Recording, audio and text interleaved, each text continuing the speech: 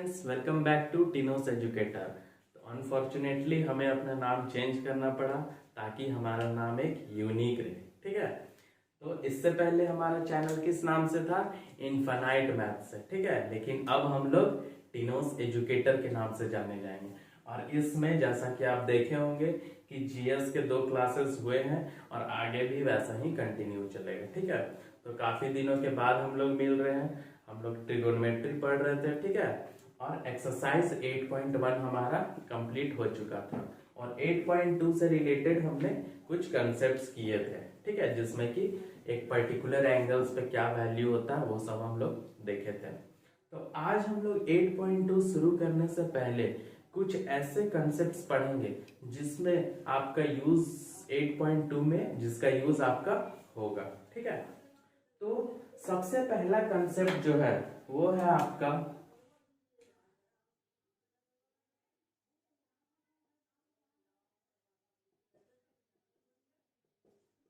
Fraction division. कि fraction division क्या होगा? ठीक है, ये नाम हम खुद से दिए हैं। ठीक, तो सपोज आपके पास पहला फ्रैक्शन a बाय बी है, दूसरा फ्रैक्शन आपके पास c बाय डी है। ठीक है, तो इसको हम लोग कैसे पढ़ते हैं? a by B divided by c by D. ठीक है, तो कौन सा नंबर किसके पास जाके मल्टीप्लाई होता है?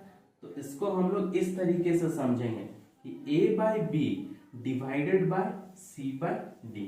सेम इस चीज को हम लोग ऐसे लिख सकते हैं। ठीक है, इस चीज को हम लोग ऐसे लिख सकते हैं क्योंकि ये फ्रैक्शन इससे क्या हो रहा है? डिवाइड हो रहा है। अब अगर हम लोग डिवाइड का साइन मल्टीप्लाई में बदल दे तो ये ऊपर जाएगा और ये नीचे आएगा। ठीक है, तो अब देखिए कौन सा नंबर किसके पास गया? डी किसके पास चला गया? ए के पास। और बी सी किसके पास गया? आपका बी के पास। तो ए और डी आपस में मल्टीप्लाई हो जाएंगे, बी और सी मल्टीप्लाई हो जाएंगे और ये आपका बचेगा आंसर। ठीक है, तो ये फर्स्ट कॉन्सेप्ट था। तो इससे रिलेटेड एक एग्जांपल आपको बताते हैं।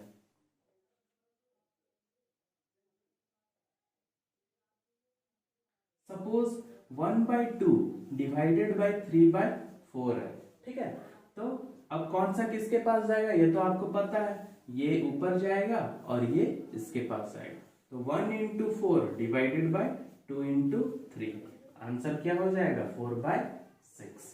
अगर फर्दर इसको आप डिवाइड कर सकते हो तो कर लीजिए। जैसा कि अगर हम लोग 2 2 जा 4, 2 3 जा 6, तो 2/3 आपका आंसर हो जाएगा। आप यहाँ पे भी डिवाइड कर सकते थे। ठीक है, तो हमको बस ये आपको बताना है कि कौन सा नंबर किससे जाके मल्टीप्लाई होता है। अगर कभी भी आपको समझ नहीं आया तो सिंपली इस फॉर्म को आप डिवीजन के फॉर्म में लिख लीजिए और फिर मल्टीप्लाई का साइन दे दीजिए। जैसे कि अगर आपका फ्रैक्शन ऐसा हो कि a divided by b by c। अब इसमें देखिए 3 ही नंबर है, एक नंबर ऊपर है, बीच में डिवाइड का साइन और b और c। तो चलिए इसको देखते हैं। तो a divided by b by c ऐसे लिख लेंगे। अगर हम लोग इनटू में चेंज करते हैं साइन को तो c कहाँ जाएगा? ऊपर जाएगा और b नीचे। अब देखिए c किसके पास गया? इसके पास। ठीक है, तो a इंटू सी हो जाएगा और नीचे b। सेम ऐसा ही केस अगर a बाई बी साथ में हो और नीचे c हो। ठीक है, ये दोनों क्या है? साथ में है, तो कौन किसके पास जाएगा? तो a by B divided by C. a by B divide का साइन आप इनटू में चेंज कीजिए तो ये क्या हो जाएगा? 1/c। तो c किसके पास गया? b के पास।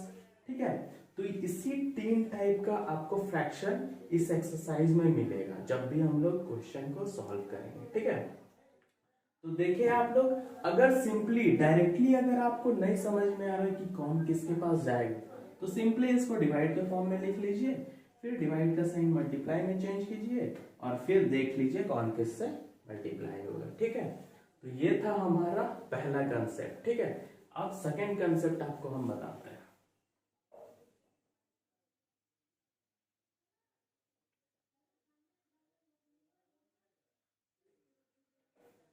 सेकेंड कंसेप्ट आपका किससे रिलेटेड है?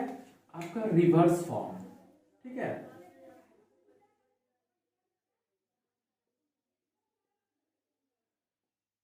रिवर्स फॉर्म जो हम बताते आए हैं अब तक कि कॉसेक किसका रिवर्स होता है, साइन का रिवर्स होता है। तो अगर कॉसेक थीटा का वैल्यू हम लोग पूछे तो ये किसका रिवर्स होगा, 1/sin theta. Similarly tan theta का रिवर्स cot थीटा और cos थीटा का रिवर्स sec थीटा। तो अगर हम लोग ये लिखते हैं तो इसका मतलब क्या है कि अगर sin थीटा या फिर sin 30 डिग्री का वैल्यू अगर हम लेते हैं 1/2, तो अगर आपसे cosec 30 अगर पूछा जाए तो ये क्या होगा। तो यहाँ पे हम लोग पढ़ रहे हैं कि रिवर्स होता है एक दूसरे का, तो cosec 30 क्या हो जाएगा, इसको आप रिवर्स कर दीजिए तो ये क्या हो जाएगा 2/1, मतलब कि हम लोग इसका वैल्यू 2 ले सकते हैं। 1 तो ऑटोमेटिकली वो अंडरस्टूड है, ठीक है। तो इसीलिए cosec 30 क्या हो जाएगा 2, जो किसका रिवर्स है, साइन का। सेम इसी तरह cos का रिवर्स क्या हो जाएगा sec और tan का रिवर्स cot। इस चीज का यूज आपका बहुत ज्यादा है इस एक्सरसाइज में, ठीक है। तीसरा कंसेप्ट जो कि सबसे इंपॉर्टेंट कंसेप्ट है और वो क्या है,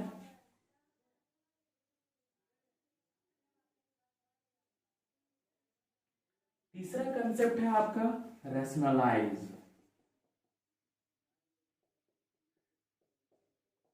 रैशनलाइज क्या होता है, किसी भी आंसर में हम लोग नीचे रूट नहीं रहने दें, उसी को रैशनलाइज कहते हैं, ठीक है। ये नॉर्मल भाषा में हम लोग समझ सकते हैं। अगर हमारा क्वेश्चन लास्ट में आंसर सॉल्व करने पे अगर बच रहा है 1 - √3 या फिर 1 + √3, अब इस चीज को हम लोग को रैशनलाइज करना है।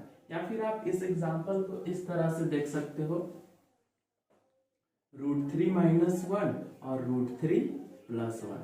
अगर आपका इक्वेशन सॉल्व करने पे ये फॉर्म आता है तो नीचे देखिए एक रूट वाला नंबर है, लेकिन हम लोग को आंसर में ये रूट से हटना है, ठीक है। इस ये चीज हम लोग को डिनोमिनेटर में नहीं रहना चाहिए।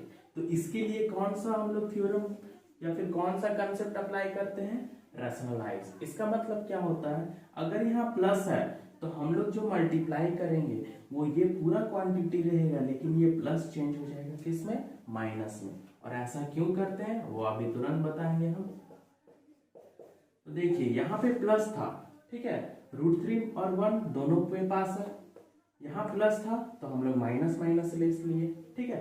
मतलब सिर्फ नीचे वाले से है, ऊपर को हम लोग को देखना भी नहीं है, ठीक है, सिर्फ नीचे वाला। अगर √3 + 1 था तो √3 - 1 लिए, √3 - 1 लिए। क्यों, क्योंकि अगर इसमें हम लोग कोई भी चेंज कर रहे हैं तो देखिए ये दोनों आपस में डिवाइड हो जाएगा, वापस से हम लोग को ये इक्वेशन मिल जाएगा। तो ये लिखने से इस पे कोई फर्क नहीं पड़ेगा, ठीक है। तो आगे क्या होगा, अब ये देखिए किस फॉर्म में आ गया आपका, ये आपका किस फॉर्म में आ गया, a + b और a - b। ये जो भी लिखे हैं हम लोग क्यों लिखे कि ये a + b और a - b के फॉर्म में आ गया, ठीक है। और आप जानते होंगे कि a + b और a - b का फॉर्मूला क्या होता है, a² - b²। तो आइए इस पे अप्लाई करते हैं अब हम लोग। इस पे अगर अप्लाई करेंगे तो क्या होगा, √3 - 1 दोनों पास है तो ये स्क्वायर हो जाएगा, ठीक है, 2 है तो √3 - 1 का होल स्क्वायर। और ये a + b और a - b तो क्या हो जाएगा, a² - b²। आगे क्या हो जाएगा, a² + b² - 2ab। और ये क्या हो जाएगा, इसका स्क्वायर करेंगे तो 3 आएगा और 1 का स्क्वायर 1। अब देखिए नीचे आपका क्या है, ये रूट से हट गया। अगर नीचे हम लोग सॉल्व करेंगे तो क्या बचेगा, 2 बचेगा, ठीक है। यहाँ पे आपको नहीं दिख रहा होगा, तो अगर नीचे हम लोग सॉल्व करेंगे तो क्या मिलेगा आपको, 2 मिलेगा। और ऊपर क्या मिलेगा, √3 + 1 - 2√3। तो ये क्या हो जाएगा, 4 - 2√3/2।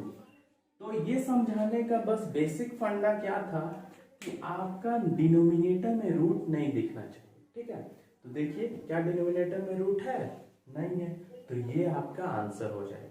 और ऐसा कुछ कुछ क्वेश्चन में आपको मिलेगा जहां पे आपको रूट हटाने के लिए आपको ये फॉर्मूला यूज करना होगा, ठीक है। तो इन कंसेप्ट के साथ हम लोग एक्सरसाइज 1.2 करेंगे, जो आज या कल में आपको मिल जाएगा वीडियो। ठीक है, तो इसी के साथ आज का वीडियो मैं यहीं पे समाप्त करता हूँ। ठीक है, हमारे चैनल को ज्यादा से ज्यादा शेयर कीजिए, क्योंकि अब इसमें मैथ्स की क्लास के साथ साथ जीएस का भी क्लास स्टार्ट हो गया। ठीक है, तो जितने ज्यादा लोगों तक शेयर कीजिएगा उतने ज्यादा लोगों से हम लोग जुड़ पाएंगे। चलिए ठीक है, धन्यवाद, थैंक यू, जय हिंद।